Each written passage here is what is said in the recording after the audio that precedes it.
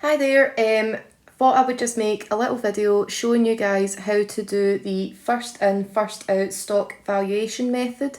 This is what we've been working on in class just before the summer, but I know you guys have went away, you've had a lovely break and you've probably forgotten about it, so I thought I'd make a video so that you can keep referring back to it for your own personal study.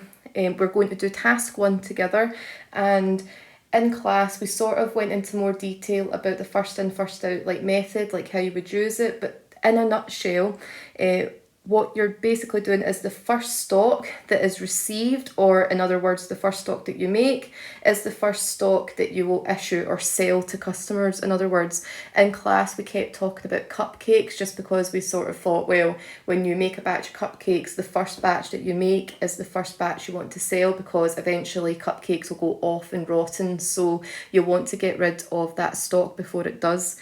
But what we're going to do is just show how you would complete a FIFO valuation method. So the first thing you're going to have to do is read the exercise at the top.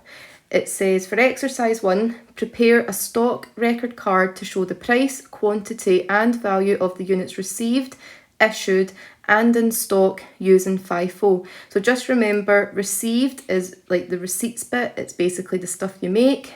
Issued is like sold, and in stock is what we're using as balance. The very first thing that it tells us is, let me get my highlighter. The balance on the 1st of March is 400 units at £3 each. So it's really important that you don't forget the balance. I don't know how many times people will do a stock card, they won't get the right value at the end, and it's because they've forgotten to do the balance. So you're going to get your pen, and on date you're going to write 1st of March because that's when it started. Details can simply just be balance. I'm just putting BAL for easiness. And in the balance section, which is the column at the side, I'm going to write 400 units at £3 each, which gives me £1,200 in total. So this balance is almost like your first batch. So if we're going for the cupcake scenario, we're going to pretend that this is how many pounds worth of cupcakes we've got in the back of our imaginary stockroom. The next thing we're going to do is look at the table. You basically go in a chronological order, so you go from the 2nd of March all the way up to the 8th of March. Now on the 2nd of March we decided to make more cupcakes in this example, so we made 300 at £4 each. So what we're going to do is take our pen. In the date we're going to write 2nd of March. You don't have to write anything for details when you're doing receipts. So in quantity we made 300 cupcakes at £4 each, which again gives us £1,200 worth of stock.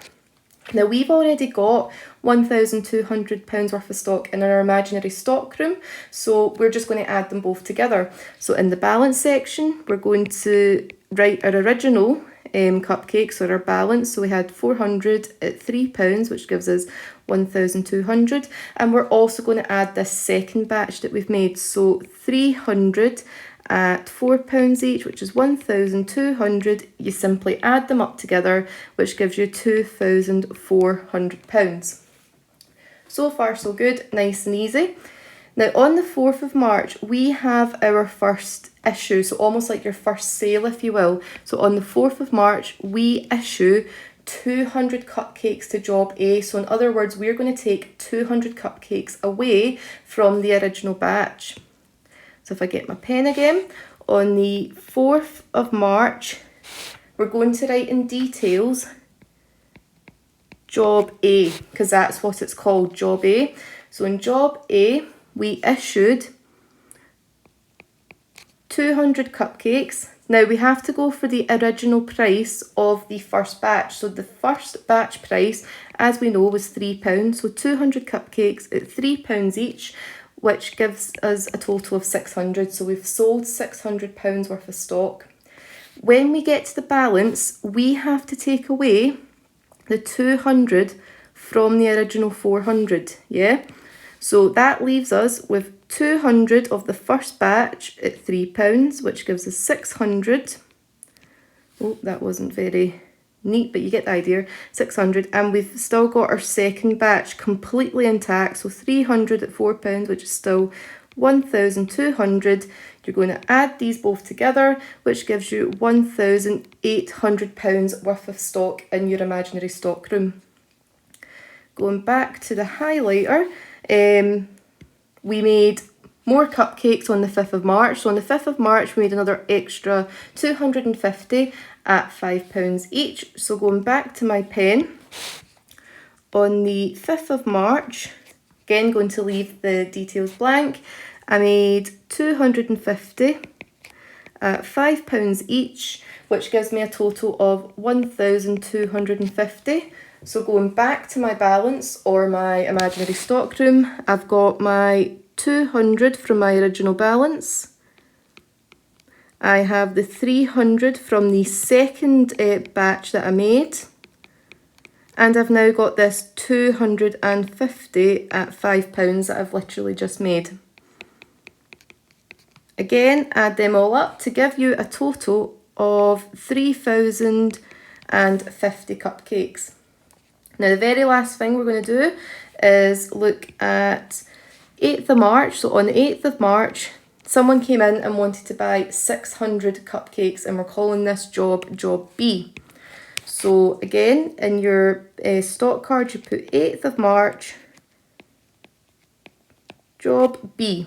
Now going to issues, we first have to get rid of the first batch that we made. We don't want it to go off, so he's getting the whole batch of the balance. So we're going to give him the 200 cupcakes at £3 each, which gives him 600 there.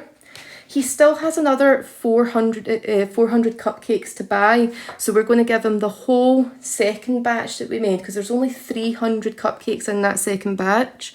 So he gets 300 cupcakes at £4 each.